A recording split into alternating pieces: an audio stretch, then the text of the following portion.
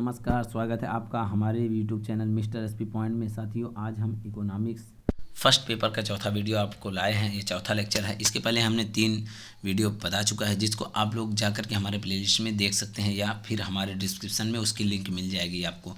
तो आज हम हेरोड डोमर मॉडल को जानेंगे। Herod and Domar model, Herod and Domar model क्या है, इस पे जानेंगे। इसका क्या प्रभाव पड़ता है, इसको जानेंगे। और इसकी मान्यताएं क्या, इसकी विशेषताएं क्या है, इन सब बातों पर हम लोग आज बात करेंगे। तो साथियों, चलिए वीडियो को शुरू करते हैं। बीए सेकंड ईयर वालों के लिए, जिसका इकोनॉमिक सब्जेक्ट है, उनके लिए यह वीडियो बहुत ही महत्वपूर्ण होने वाला है। तो देखिए, हेरोड डोमर का विकास मॉडल किस द्वारा प्रतिपादित आर्थिक विश्लेषण का विस्तार माना जाता है। देखिए साथियों, थोड़ा ध्यान दीजिएगा। इस डोमर मॉडल में आप लोगों को बहुत ही अच्छी तरीके से हमारी बातों को सुनना और समझना पड़ेगा।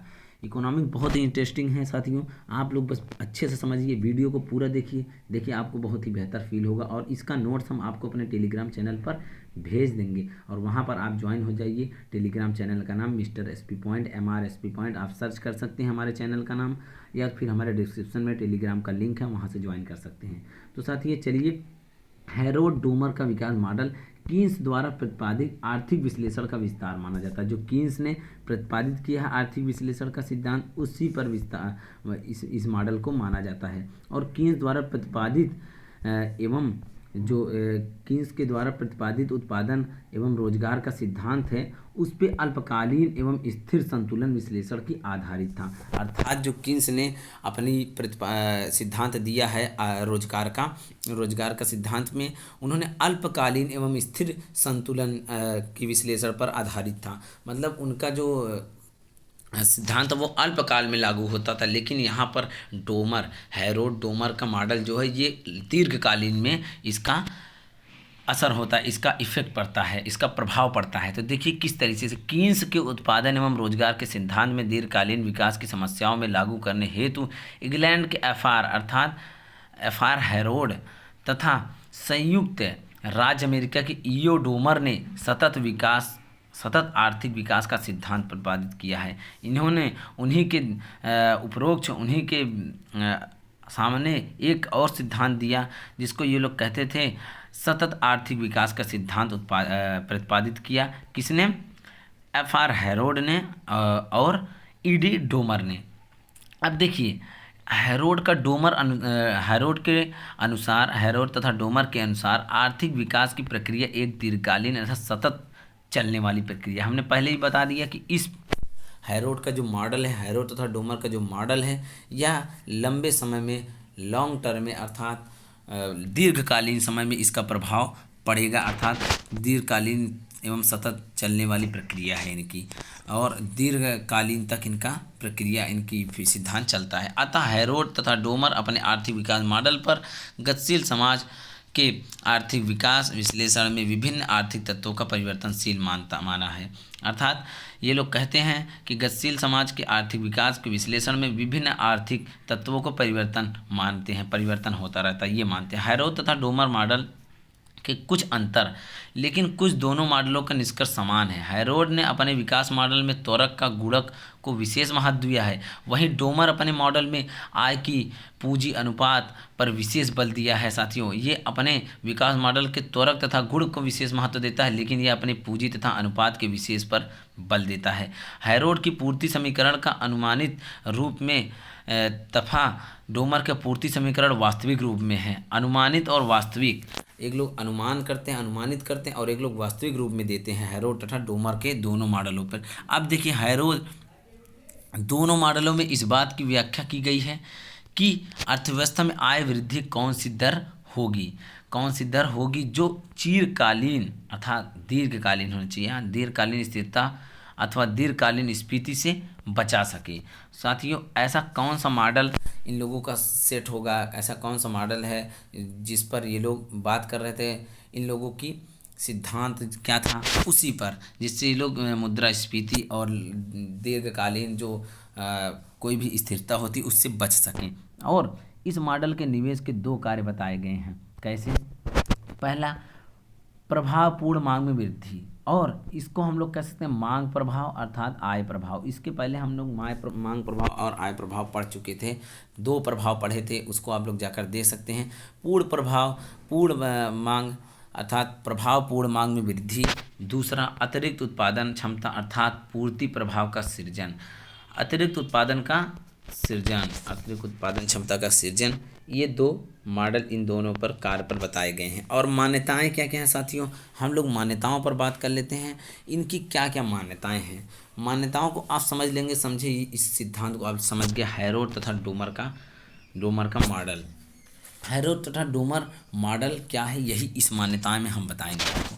प्रारंभिक अवस्था में आय का पूर्ण रोजगार स्तर क्रियाशील होती है, अर्थात प्रारंभिक अवस्था में आय का जो पूर्ण रोजगार स्तर पर क्रियाशील होती है और अर्थव्यवस्था में सरकारी हस्तक्षेप का अभाव होता है। और यह मॉडल बंद अर्थव्यवस्था अर्थात जहाँ पर विदेशी आयात निर्यात ना हो वहाँ पे लागू होती है।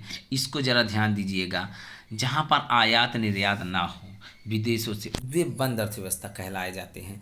अर्थात इस पे सरकार कोई हस्तक्षेप का अभाव नहीं होता है और यह बंद अर्थव्यवस्था में लागू होता है, जहाँ पर कोई किसी देश से व्यापार आयात निर्यात ना करता हो। बंद अर्थव्यवस्था का मतलब आप लोग जरूर समझते होंगे, जहाँ पर विदेशों से आयात निर्यात ना किया जाए, अपने भौगोलिक सीमा के अंदर ही विनिमय किया जाए, क्रय विक्रय, और उसी अर्थव्यवस्था में ये सब चीज़ें लागू होती है। और इस मॉडल के अनुसार औसत बचत प्रकृति ऐसा इक्वल टू सीमांत बचत प्रवृत्ति, मतलब औसत बचत प्रवृत्ति बराबर सीमांत बचत प्रवृत्ति हो जाती है। और इसके अनुसार पूंजी की सीमांत उत्पादकता MEC तथा सीमांत उपभोग प्रवृत्ति MPC स्थिर माना गया है।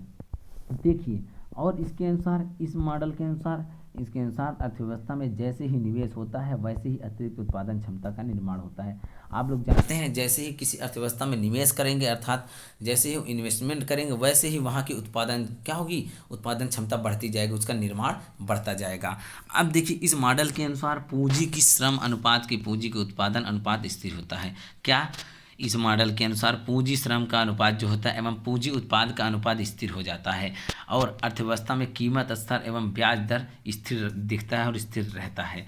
ये दोनों चीज़ें, अगर आपका पूंजी श्रम अनुपात एवं पूंजी उत्पादन अनुपात बराबर रहेगा तो कीमत स्तर एवं ब्याज दर भी निहित रहता है, स्थिर रहता है। और अर्थव्यवस्था में पूंजी गत जो वस्तुएं हैं उस पर मूल्य का ह्रास नहीं होता है और वस्तु तथा निवेश उसी वर्ष की आय में संबंधित होता है, अर्थात वस्तु बचत तथा निवेश उसी वर्ष की आय में संबंधित होता है। जैसे S बराबर F कोष्ठक में अर्थात ब्रैकेट में YT। तो देखिए इसका मतलब क्या होता है, हम आपको इस पे बहुत अच्छे तरीके से बताएंगे। अभी इसका डोमर का एक और मॉडल है हैरोड तथा हैरोड का आर्थिक समृद्धि मॉडल भी है, उसको भी हम बात करेंगे उस पर भी। तो देखिए, वहाँ पे हम लोग ग्रोथ की बात करते हैं। तो देखिए, यहाँ पर वास्तविक बचत इक्वल टू क्या है, अर्थात वास्तविक बचत बराबर है वास्तविक निवेश क्या है, हम करेंगे सेविंग इक्वल टू इन्वेस्टमेंट। जो वास्तविक बचत होती है लोगों की, वो बचत हमारे इन्वेस्ट पर निर्भर करता है, अर्थात उसके बराबर होता है।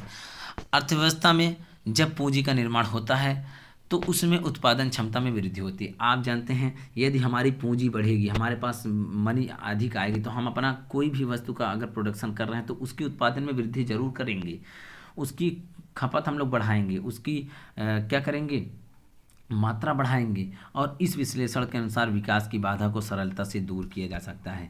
इसी प्रकार हम लोग विकास की बाधा को, जो विकास में बाधा बनाई है, आपको हम लोग इसके पहले क्या बताए हैं, विकास को बाधाएं, विकास की क्या क्या बाधाएं हैं उस पर हमने इसके पहले बात किया था।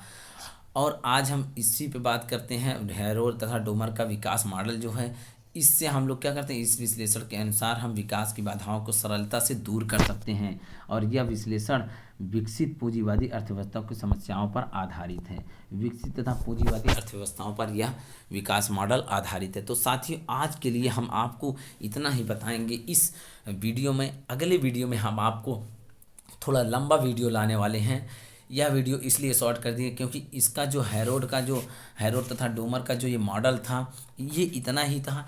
अब इसकी हम लोग मान्यताएं जान गए, हाँ, इसकी मान्यताएं और इस पे जो हम लोग प्रमुख बातें थी उसको जान गए। अलग अलग अर्थशास्त्रियों के, अलग अलग प्रतिष्ठित अर्थशास्त्रियों के। और हैरोड का जो अगला वीडियो हम लाएंगे, हैरोड का आर्थिक समृद्धि मॉडल, उसको हम लोग बहुत अच्छी तरीके से जानेंगे। तो साथियों, चलिए आज के लिए इतना ही। वीडियो देखने के बहुत बहुत धन्यवाद। चैनल को आप लोग सब्सक्राइब जरूर करिए, लाइक करिए, शेयर करिए। धन्यवाद।